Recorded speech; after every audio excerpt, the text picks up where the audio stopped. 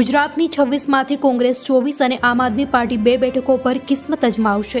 ભાવનગરમાં ઉમેશ મકવાણા અને ભરૂચમાં ચૈતર વસાવા લોકસભામાંથી ચૂંટણી લડશે। પૂર્વ ચૂંટણી રણનીતિકાર પ્રશાંત કિશોરે લોકસભા ચૂંટણીને લઈને એક મોટો દાવો કર્યો છે। તેમનું કહેવું છે કે ભાજપ 370 બેઠકો સુધી પહોંચી નહીં શકે, કોંગ્રેસને પણ 100 સુધી નહીં પહોંચી શકે।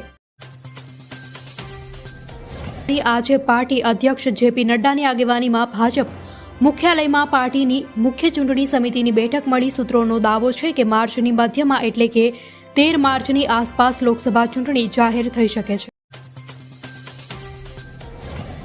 આવતા ગુરુવારે જાહેર થઈ શકે ભાજપનું પહેલું લિસ્ટ।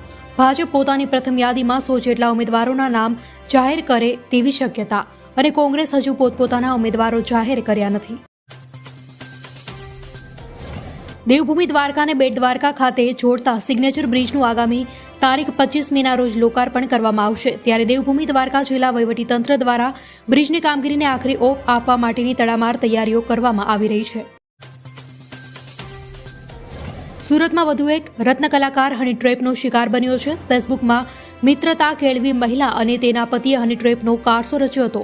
આ સમગ્ર મામલે રત્ન કલાકારે જહાંગીર પોલીસ મથકે જાણ કરતા પોલીસે છટકું ગોઠવી મહિલા તેમજ તેના પતિની ધરપકડ કરી હતી।